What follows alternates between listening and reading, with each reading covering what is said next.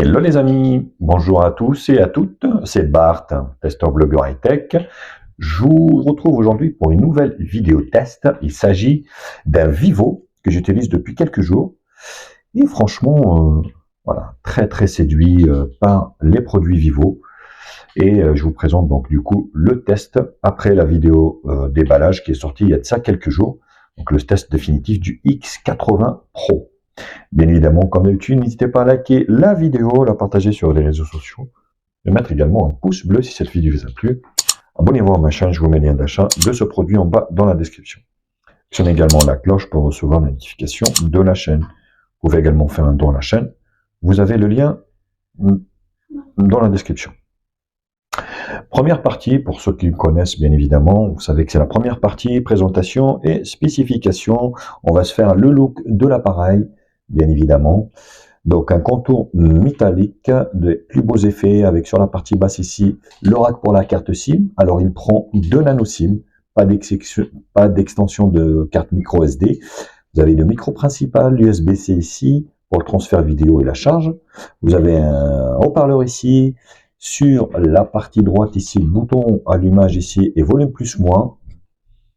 Sur la partie haute ici, vous avez l'infrarouge ici et puis le micro d'ambiance pour l'atténuation du bruit. Sur la partie gauche, rien, si ce n'est ici, vous avez une traversée du châssis métallique en plastique pour le passage d'onde. Sur la face avant, donc on a un très bel écran OLED, donc QHD, franchement, de 6,78 pouces, avec une résolution maximale de 3200 x 1440. Exceptionnel, l'écran, il est vraiment magnifique.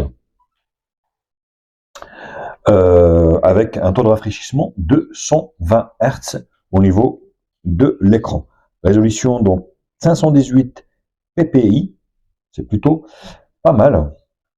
Donc vous voyez, avec ici une partie courbée, on va dire Edge, format Edge, donc qui revient ici sur les côtés pour avoir une immersion vraiment, on va dire, complète de l'écran.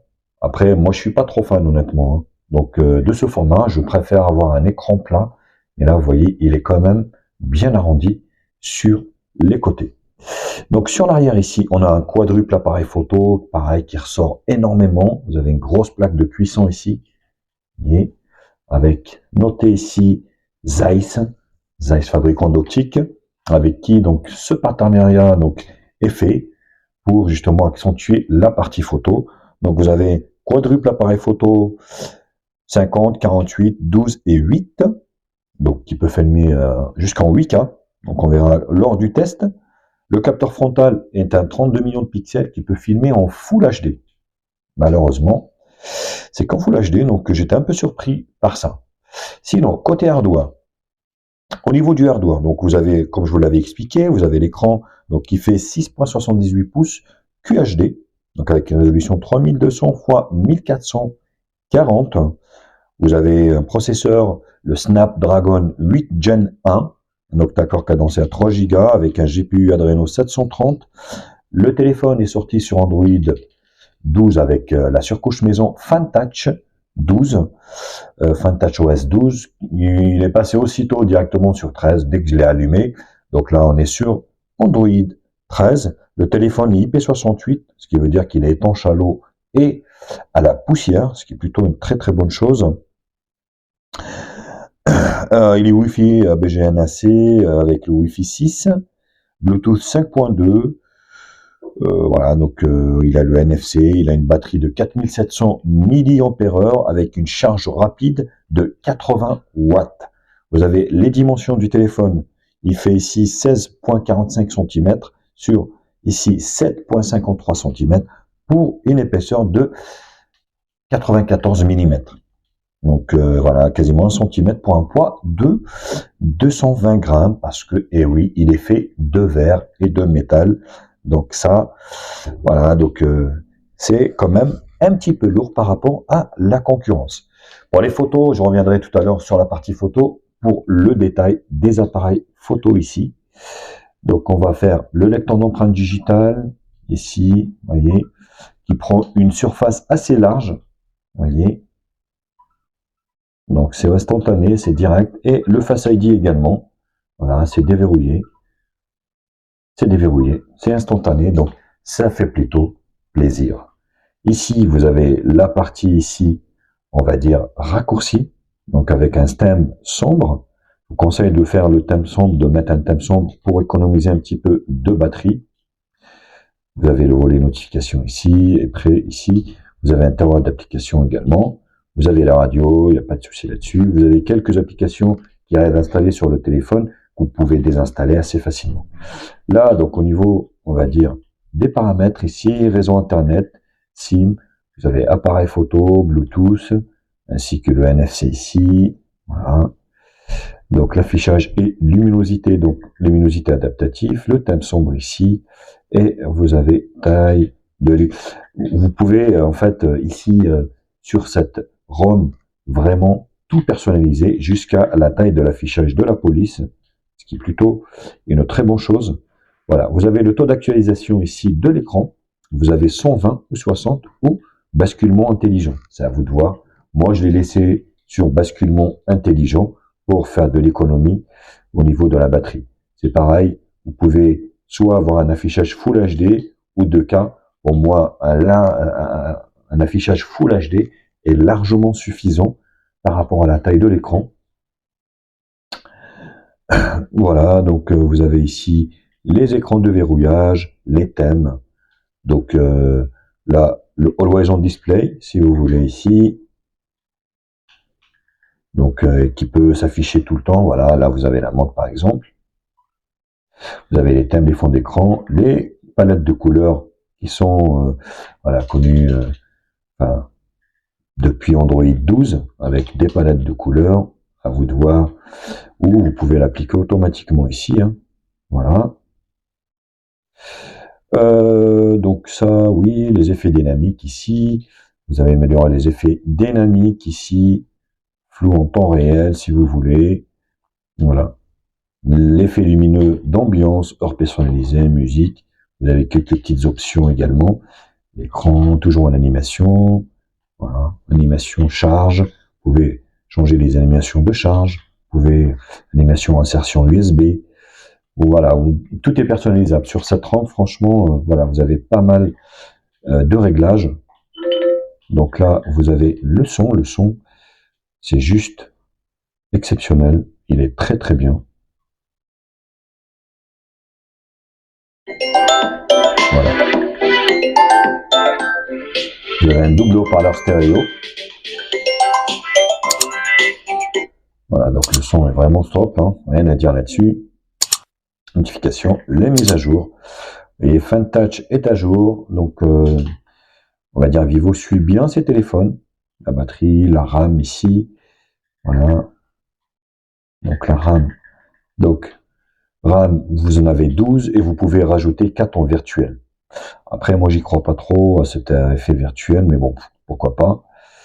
De stockage, sécurité, on en a parlé. Bon, Google s'est mêlé de mon test.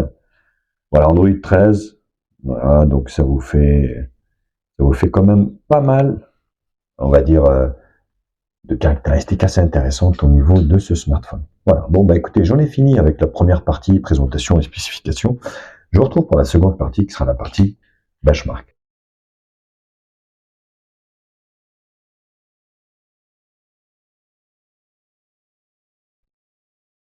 Les benches, on commence avec Antutu qui nous donne un score de 956 905. Voilà, c'est vraiment un score d'un produit premium. Donc avec ce téléphone, vous allez pouvoir tout faire avec.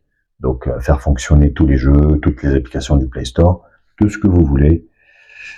Donc là, au niveau du multitouche, on est sûr. Voilà, c'est bizarre. Voilà, normalement c'est 10. Voilà, c'est 10. On est bien sur 10 touches. La couleur exceptionnelle sur ce téléphone. Vous voyez, même le mien, il arrive pas à filmer tellement les couleurs avec une profondeur assez intéressante. Et puis, mon appareil ici. Donc on est bien sur le Vivo X80 V4145. Voilà, Android 13. Voilà, le CPU, la résolution de l'écran, LPDDR5. Voilà, vous avez vraiment les dernières technologies également, sachant que ce téléphone est sorti il y a quelques mois, 4-5 mois. Il y a déjà le 90, le X90 Pro, qui est déjà sorti en Asie, donc, et qui vient bientôt sortir en Europe, forcément. Voilà, donc c'est un 3 Go, le GPU, le rafraîchissement de l'écran. Vous avez les appareils photo ici, la batterie, et là vous avez, on va dire, tous les capteurs. Vous avez quasiment tous les capteurs, sauf la température, la fréquence cardiaque, pression et humidité. Voilà, tout le reste y est. Donc là, c'est vraiment exceptionnel au niveau du résultat. Le reste, on va voir des screenshots directement.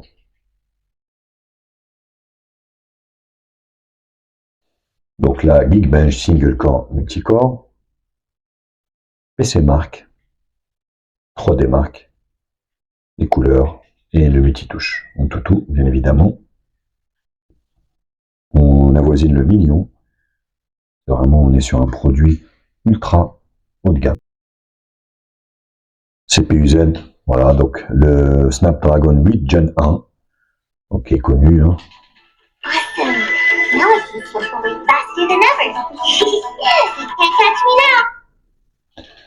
Donc là, l'appareil, ici, le détail de l'appareil, le système API Level 33 avec Android 13, la batterie, il chauffe pas énormément. Quoi qu'il chauffe quand on le pousse dans les jeux, je trouve qu'il chauffe quand même pas si mal.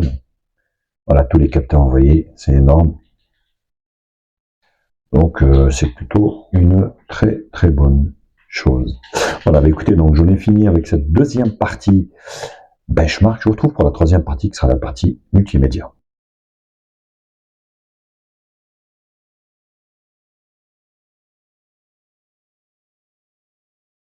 L'écran est vraiment immersif. Voilà, rien à dire, vous voyez, vous avez quand même, vous pouvez consommer du contenu multimédia vraiment d'une manière immersive. Vous voyez, l'écran est magnifique, les couleurs sont belles. Vous pouvez aller jusqu'en 2K, mais bon, ça ne sert pas à grand chose. Du Full HD, on est largement suffisant pour ce type d'écran et cette diagonale. Je le rappelle, hein, donc moins de 7 pouces, quasiment 7 pouces, mais le résultat est super, on va dire, intéressant.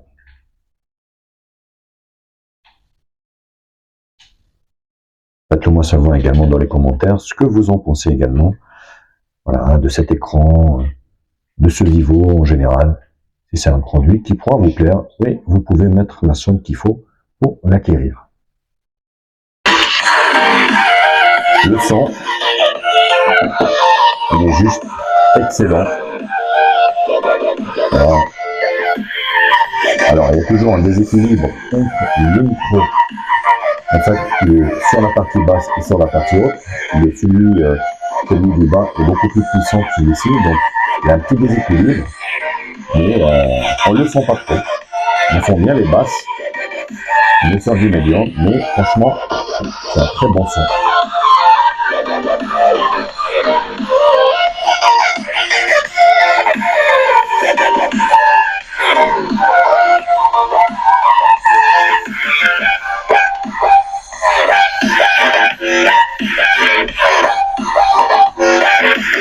Il y a aussi l'orientation.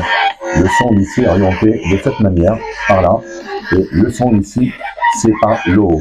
Donc ça fait aussi un petit déséquilibre, mais franchement, c'est vraiment super au niveau du son. Le GPS fonctionne très bien sur ce téléphone, voilà, comme vous pouvez le voir. Donc il vous emmènera où vous voulez, il ne décroche pas, et il vous emmènera d'une manière assez sûre son décrochage où vous voulez, donc c'est plutôt un très bon point également. On commence par les jeux Shadow Fight 4. Vous allez voir que avec ce téléphone, vous allez pouvoir jouer à tous les jeux.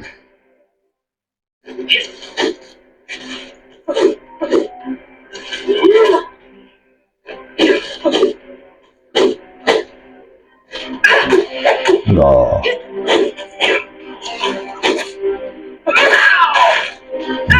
Je me suis fait avoir.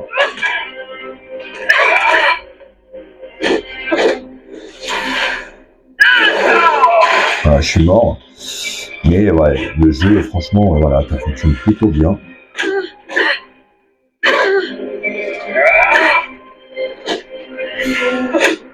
J'en profite.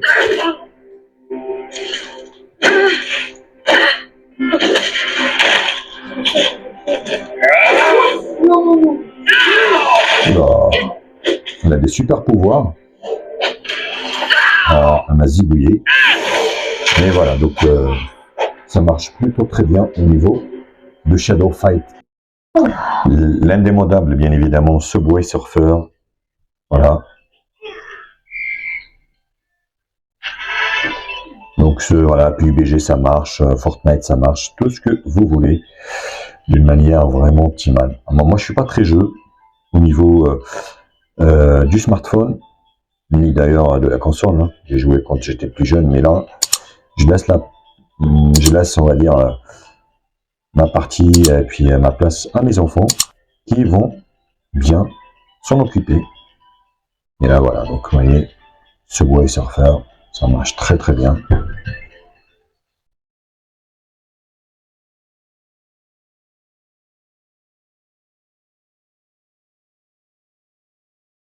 Et ça lag pas, ça rame pas, c'est fluide.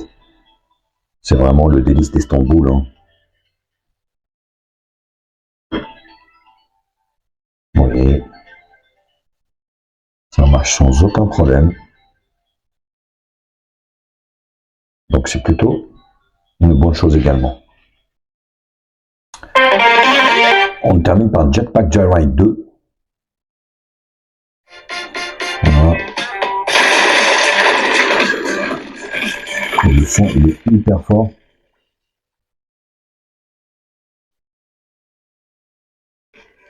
Et ça marche plutôt très bien.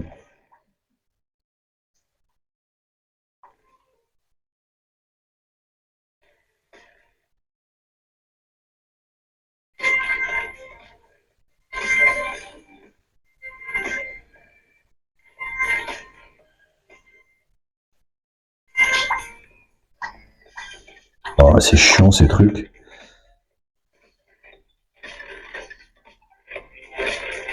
Vous voyez, ça lag pas, ça marche très très bien, rien à dire. L'écran est très réactif. D'ailleurs, il y a un film sur l'écran, je vous conseille de le laisser. C'est pas évident de mettre un écran, une protection, on va dire. Ah ouais, là c'est pas mal, hein. Vous avez même des avions, enfin des petites soucoupes volantes que vous faudra buter. C'est plutôt pas mal, hein. C'est beaucoup mieux que le 1.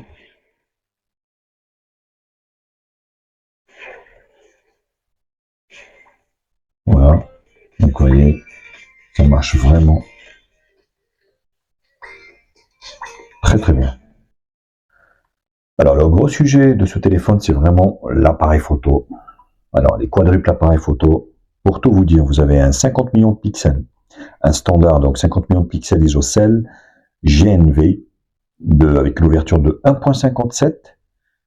Donc un second appareil photo, lentille grand angle, macro, 48 millions de pixels, il s'agit d'un Sony, donc IMX 598 avec une ouverture de 2.2.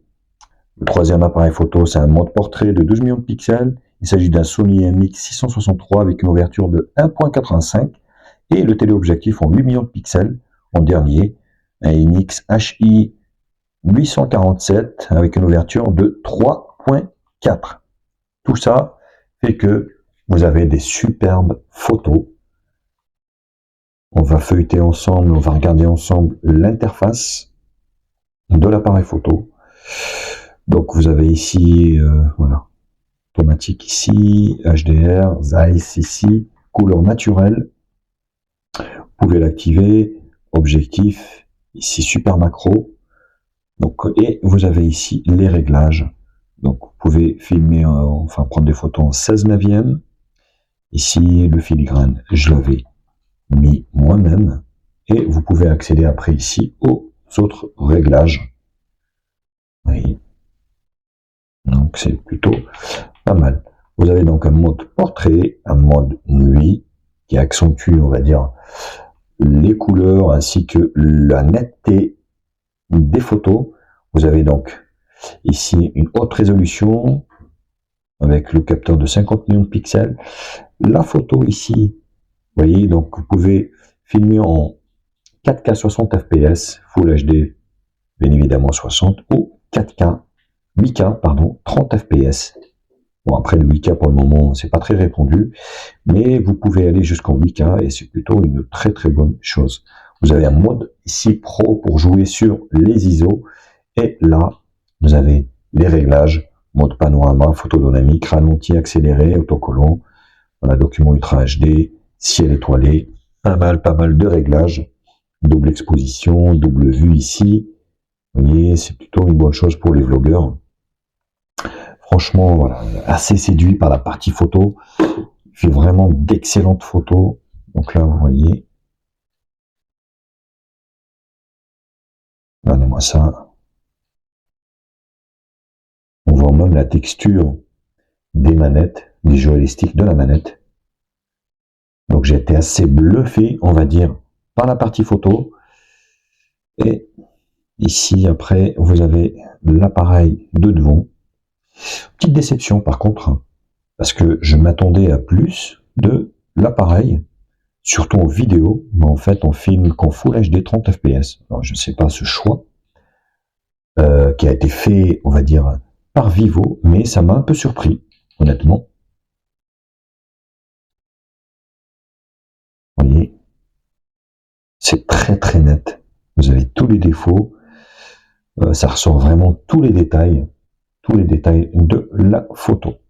Bien sûr, pour juger vous-même de la qualité de cet appareil photo, je vous en ai fait plein à l'extérieur. Je vous laisse regarder en fait et je vous retrouve pour la dernière partie qui sera la partie conclusion.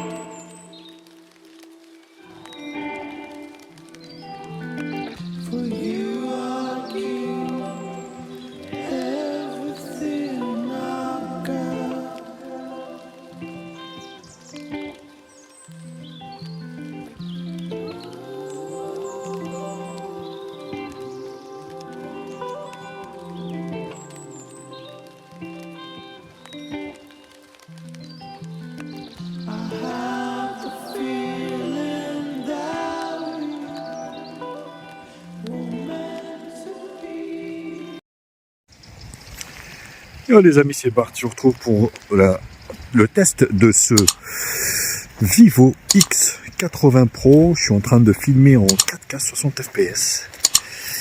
Et je peux vous dire que le résultat est époustouflant au niveau du rendu sur l'écran. En tout cas, Ça fait vraiment top, top, top au niveau du rendu. Truc de dingue. Faites-le moi savoir dans les commentaires. Lâchez-vous dans les commentaires. Dites-le moi ce que vous en pensez de ce Vivo X80 Pro. Franchement, je regrette une chose, c'est son prix. Après, voilà, on est vraiment sur du premium. Hein, parce que là, vous voyez, c'est stabilisation optique. Hein. Donc là, ça rend vraiment bien. Lâchez-vous dans les commentaires. Est-ce que vous pouvez mettre un petit billet dans ce Vivo? Donc, je vous laisse me répondre dans les commentaires. Lâchez-vous et on en discutera ensemble. Alors, la caméra de devant de ce Vivo qui filme qu'en Full HD 30 fps. Très surpris. Très surpris. Bon, après, le rendu est là. Hein. Franchement, il n'y a rien à dire. Hein. Le rendu est là. Mais je m'attendais au moins qu'il y ait du 4K. C'est pas le cas. Donc, une petite déception là-dessus. Hein, parce que voilà, pour un produit qui coûte 1300 €, on peut s'attendre et être exigeant au moins d'avoir la 4K. Vous voyez, là, je tourne. Je suis en face du soleil. On verra ce que ça donne. Là, le rendu est propre. Hein, forcément, ce prix-là, c'est la moindre des choses. On verra sur l'ordinateur. Ceux-là. Et je pense que c'est déjà pas mal. L'un des modes également qui est assez pratique sur ce Vivo, c'est le fait d'avoir la vue de derrière et la vue de devant pour les vlogueurs. Ça peut être pas mal aussi, vous voyez. Donc pas mal de réglages, pas mal de possibilités au niveau de la photo vidéo. Et c'est plutôt pour nous plaire tout ça.